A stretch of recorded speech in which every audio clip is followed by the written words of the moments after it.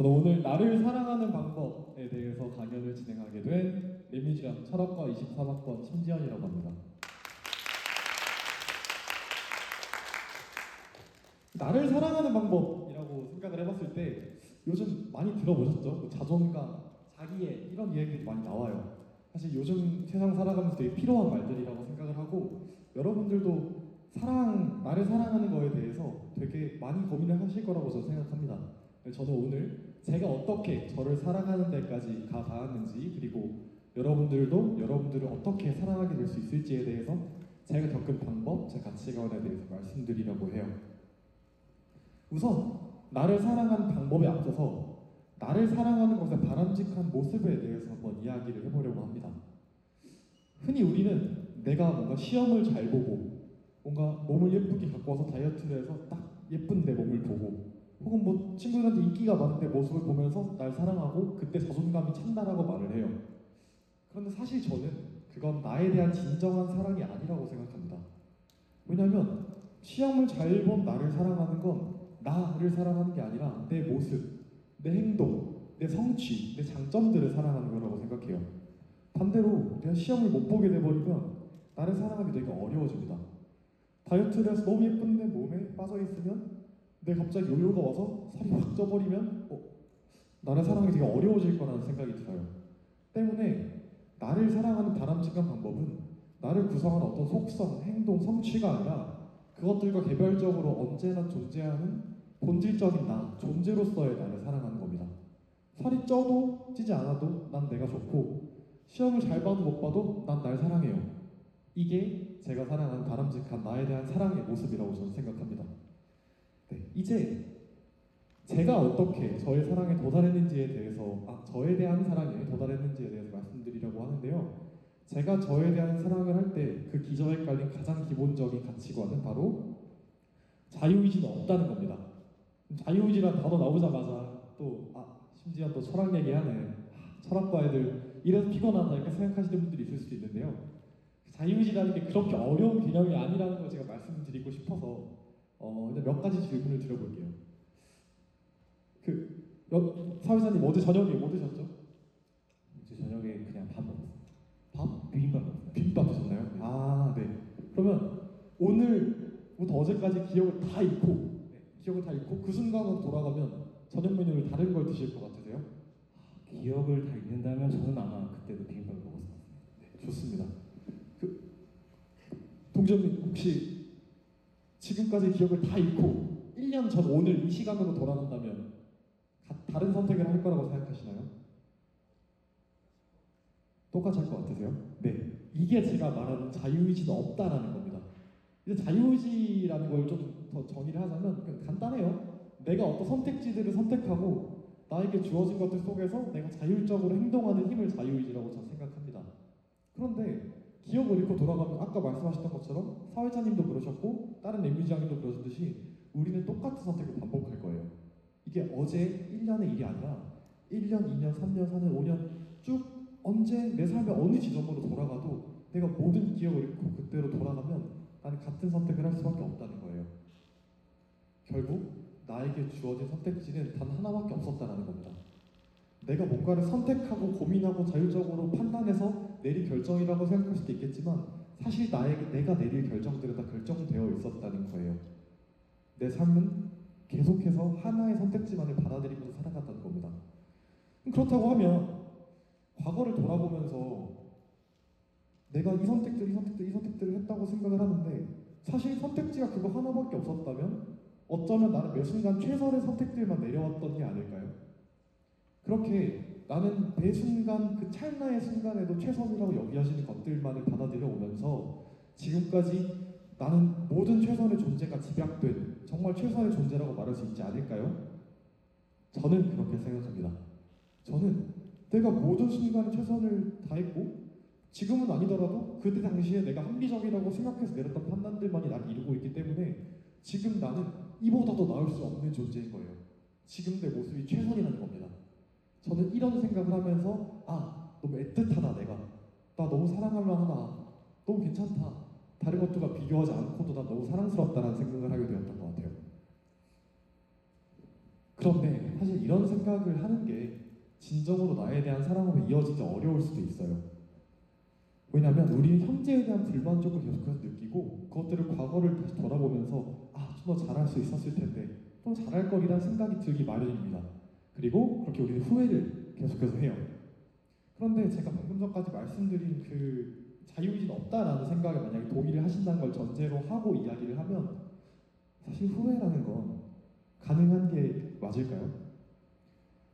보통 후회라는 건 지금 내가 내 상황이 불만족스러워서 그때 가서 다른 선택을 할 거리라고 후회하는 건데 아까도 말씀드렸듯이 여러분이 지금의 기억을 잃고 그때로 돌아가도 완전히 똑같은 선택을 할 거라고 하면 후회라는 게 가당키나 할까요?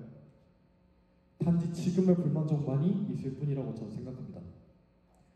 예를 들어볼게요. 아침에 제가 며칠 전에 자고 일어났는데 얼굴이 너무 부어있는 거예요. 제가 그 전날 부대찌개를 먹으면서 라면사리 인당 하나씩 넣어서 정말 막 배부르게 먹었거든요. 배가 많이 고팠어요. 이 아침에 일어나니까 부대찌개 왜 먹었지? 너무 후회가 되는 거예요. 근데 제가 기억을 잃고 전날로 가도 저 똑같이 부대찌개 먹을 거예요. 배고팠으니까, 맛있으니까. 그때 라면사리 하나를 안 먹을 기운이 있었지만 저 먹었잖아요. 그리고 시험을 망했어요, 제가.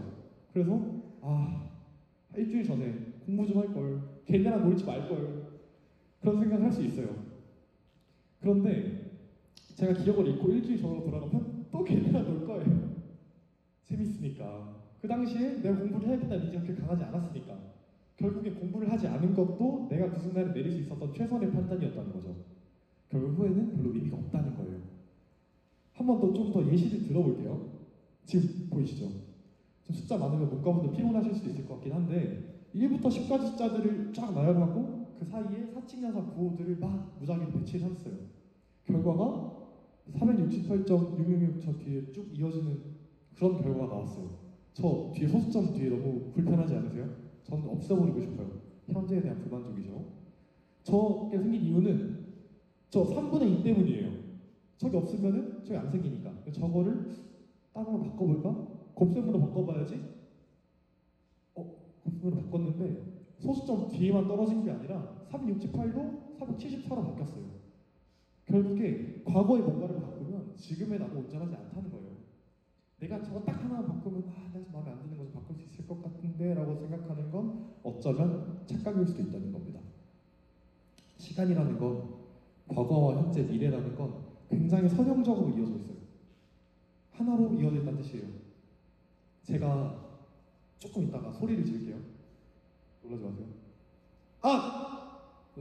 놀라신 것 같은데 보시면 방금 제가 소리를 지르는 건 미래였지만 소리를 지르는 순간 현재가 됐고 방금 과거가 됐죠. 이렇게 계속해서 현재, 미래, 과거는 하나로 쭉 지나가고 있는 거예요.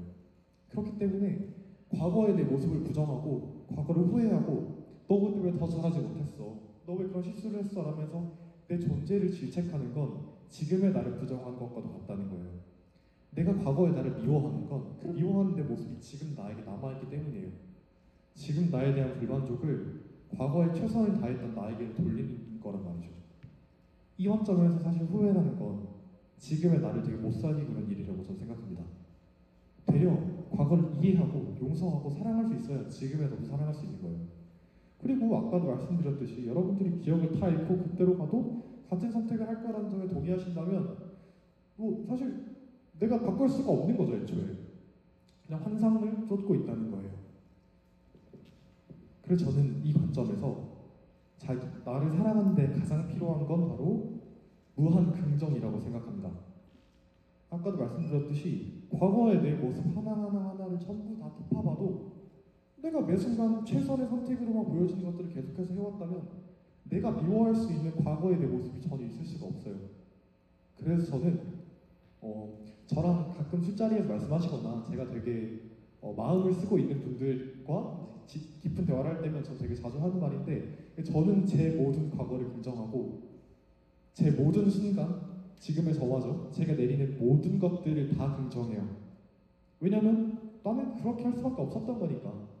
사실 이유가 필요 없는 거죠. 나에 대해서 무한정으로 긍정하고 계속해서 신뢰를 보내는 거예요. 너가 그런 말 하니까 그랬겠지. 이렇게. 제가 어떨 때 가장 사랑받는 느낌이 들까라는 생각을 어젯밤에 한번 고민을 해봤어요. 근데 고민해보니까 저는 뭔가 딱 하나로 묶어낼 것들이 되게 어렵긴 했는데 전 누군가 저를 이해해줄 때 제가 가장 사랑받는 느낌을 받았어요. 이해라는 게 그냥 아 그렇구나 이게 아니라 내가 그 행동을 한 동기, 배경, 원인, 생각, 사고 과정들을 전부 다 알고서도 아 그래 그럴만 했겠구나라는 말을 들을 때 전 너무 사랑받는 느낌이 들었습니다. 그리고 제가 제 과거에 대해서 이해를 건네고 제가 과거에 잘못한 저에 대해서 용서를 해주고 화해를 하고 하는 게 결국엔 지금 나에 대한 사랑과 이어진다고 생각했어요. 과거에 나랑 친해져야 한다는 생각을 계속해서 하는 겁니다. 과거에 내가 아까도 말씀드렸듯이 부대찌개를 먹었던 날 보면서 왜 먹었어? 너 지금 다이어트 한다고 했잖아. 다이어트 한다고 했으면서 왜 또 얘는 안 되겠다 하면서 자꾸 뭐라 그러고 손가락질하고 화내고 하면은 얘는 되게 상처를 받아요. 그리고 그건 나에 대해 손가락질하는 것과 다를 게 없어요. 때문에 아 그래 배고팠구나 괜찮아 먹을 수 있어. 근데 오늘은 먹지 말자. 이런 식으로 가는 게 맞다는 거예요. 과거의 나를 이해하고 용서하고 사랑하자는 겁니다. 나에 대한 무한 긍정, 무한 신뢰가 필요하다는 거예요. 아무리 추레하고 못난 모습의 나여도 보면서 괜찮다고 자꾸 말해주고 난 널 이해한다는 말을 해주고 난 언제나 너와 함께이고 너랑 가장 친한 친구라는 사실을 계속해서 과거의 나에게 말해주는 거예요. 그렇게 내가 가장 상처받았던 혹은 내가 가장 못나 보이던 그 과거의 나에게까지 가서 어쩌면 상처받았을 그 어린 아이를 데리고 와서 과거의 나를 보면서 내가 끌어안아주고 내가 용서를 구하고 또 용서를 하는 거예요. 그게 과거의 나와의 화해입니다.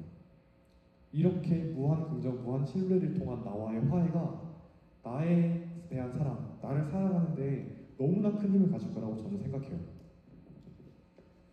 이쯤에서 이제 저한테 의문이 생기는 부분도 있을 수도 있는데요. 예를 들어서 너가 과거의 걸 다 사랑하고 다 긍정하면 너는 그러면 못하는 거, 너가 못한 것들도 긍정해? 너가 그럼 앞으로 발전할 가능성들을 제한하는 거 아니야? 라는 생각을 하실 수도 있는데요. 사실 제가 긍정하는 건 제 행동의 결과가 아니라 제 존재입니다. 앞에서도 말씀드렸던 것처럼 나의 행동, 나의 성취를 긍정하는 것과 나를 긍정하는 건 조금 달라요. 내가 어떤 잘못을 했다면 그 잘못이 왜 발생했는지를 명확하게 알고 왜 내가 그런 실수를 했지? 왜 그런 잘못을 했지? 이게 왜 잘못이지? 라는 생각을 하면서 오히려 나에 대한 자책으로부터 벗어나서 그것들을 건강하게 바라볼 수 있게 된다는 거예요. 잘못들을 계속해서 놓고 보다 보면 내가 한 잘못들의 공통점이 딱 한 가지밖에 없어요. 그걸 한 사람이 나라는 거예요. 그래서 과거에 대한 생각을 하면 할수록 결국에 그 화살은 나한테 와요. 내가 한 잘못들의 공통점이 나이기 때문에 아, 난 잘못을 하는 사람이구나. 난 이렇게밖에 못하는 사람이구나. 난 왜 자꾸 이러지? 라는 걸로 봐요. 내가 나를 상처 주는 일이에요. 그게 아니라 아 그때 내가 그 잘못을 왜 했지? 아 내가 그때 왜 실수가 있었지? 왜 아쉬운 결과가 났지를 생각하면서 그 행동들을 보자는 거예요. 내가 아니라. 그리고 여러분들이 스스로를 정말 진정으로 사랑하는 데 이른다고 하면 여러분들이 오히려 여러분들을 좀 더 나은 사람으로 만들기 위해 부단히 노력할 거라고 생각해요. 더 좋은 것을 먹이고, 더 좋은 걸 입히고, 더 괜찮은 생각을 하고, 더 좋은 사람들을 만나게끔 돕는다는 거죠. 네, 이렇게 저는 저에 대한 사랑에 도달했던 것 같습니다. 그리고 여러분들도 여러분들이 이런 방식을 통해 사랑에 도달했으면 좋겠다는 생각을 지금도 합니다. 사실 나를 사랑하기 되게 어려운 세상이에요. 세상은 계속해서 사람들을 수치화하고 나에게 도움이 되느냐 되지 않느냐로 가치를 판단하고 계속해서 비교하고 세상은 너무 빨라요. 계속해서 발전하고 우리 그 발전을 따라가기 위해서 계속해서 숨찬 이 세상을 하루하루 살아내고 있고요. 그 상황에서 나를 나로 봐주는 사람은 드물어요. 나를 무조건적으로 사랑해주는 사람이 드물다는 겁니다. 이런 세상 속에서 나를 진정으로 사랑하고 어떤 조건도 없이 무조건적인 그냥 나를 사랑하는 내 친구가 나이면 세상을 살아가는데 너무나 큰 힘이 될 거라고 저는 믿어 의심치 않습니다. 여러분들이 여러분에게 누구보다 더 가까운 친구가 되어주고 여러분들이 여러분을 누구보다 아껴주고 사랑하고 보듬어주고 같이 끌고 다니면서 함께 힘낼 수 있는 응원의 말들을 옆에서 해준다고 하면 여러분들도 여러분을 정말 사랑하고 결국에는 혼자여도 괜찮은 나 혼자여도 행복할 수 있는 진정한 사랑을 깨닫는 때가 올 거라고 저는 믿어 의심치 않습니다. 여러분들이 여러분들을 누구보다도 사랑하는 그날이 오기를 온 마음을 다해 간절히 소망하면서 강연을 마치도록 하겠습니다. 감사합니다. 그 신기한